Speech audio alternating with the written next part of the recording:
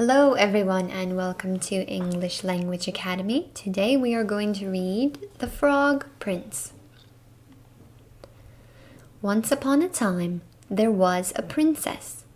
Many a suitor came to the palace to win her hand in marriage. But it seemed to the princess that each one of them looked at her without really seeing her at all. They act like there's nothing more to a princess than her fine crown and royal dresses, she said to herself with a frown. One afternoon, after one of these visits, the princess thought, "Sometimes I wish I were little again." She found her favorite ball from childhood, the one that sparkled when she threw it up high to the sun. She took the ball to the palace yard and threw it higher and higher. One time she threw it extra high, and when she ran to catch the ball, she tripped on a tree stump. The ball fell and plopped right down into the royal well. She raced over to fetch her ball before it dropped too far. But by the time she got there, she could no longer see it in the water. "Oh no," she moaned, "this is terrible." Just then a small green frog poked its head above the water. "Maybe I can help you," said the frog. "Yes," said the princess. "Please get my ball." "No problem," said the frog. "But first, there's something I must ask of you." "What do you mean?" said the princess.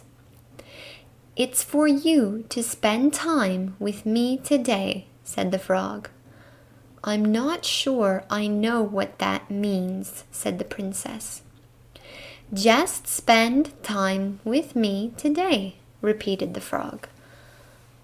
"I'm on it," said the frog.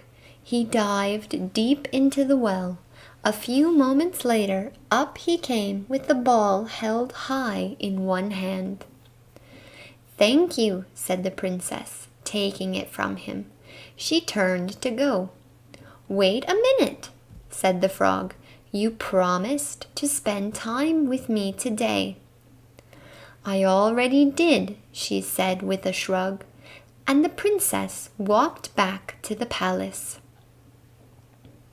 That night at dinner with her family and the royal advisors, there was a knock on the door.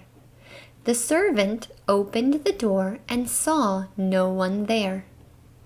The frog, standing down low, cleared his throat. "The princess promised to spend time with me today," said the frog, in as loud a voice as he could.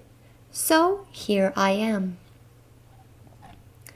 "Daughter," said the king from the far end of the table, "did you promise to spend time with this frog as he claims?"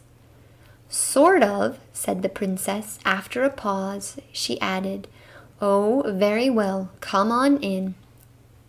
Conversation turned to a topic of concern in the kingdom. None of the royal advisors knew what to do.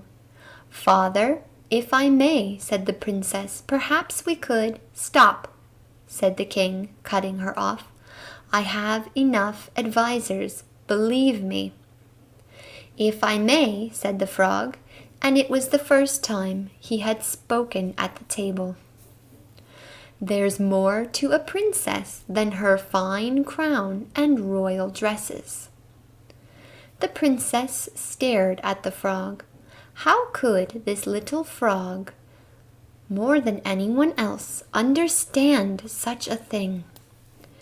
After dinner, the frog bowed to the princess. He said, "You have done what you said you would. I suppose it's time now for me to go." "No, wait," said the princess. "It's not that late. How about a walk in the garden?" The frog was delighted. The two of them walked in the royal garden, the frog hopping along the stone wall so he and the princess were at the same level and could talk easily. They laughed about many things. Later, when the sun set, they admired the deep rosy reds it cast in the sky. The princess said, "You know, being with you tonight was a lot more fun than I thought." "I had a very good time too," said the frog. "Who knew?" said the princess with a laugh. She leaned over and kissed the frog lightly on his cheek. At once there was a puff of clouds and smoke. The small green frog had changed into a young prince. The princess jumped back in surprise, and who could blame her? The prince quickly told her not to worry, that all was well. Years before, an evil witch had put a spell on him that he must stay a frog until he was kissed by a princess. The witch had laughed an evil laugh, saying, "Like that will ever happen," but it did. Now the prince and princess could get to know each other better. Years later, after they were married, they had a beautiful setting made for the ball and placed it on the royal dining table. And when the sunlight shone in through the palace windows, the ball sparkled for all to see. Thank you so much for watching. If you enjoy this, please hit the subscribe button. See you next time. Bye.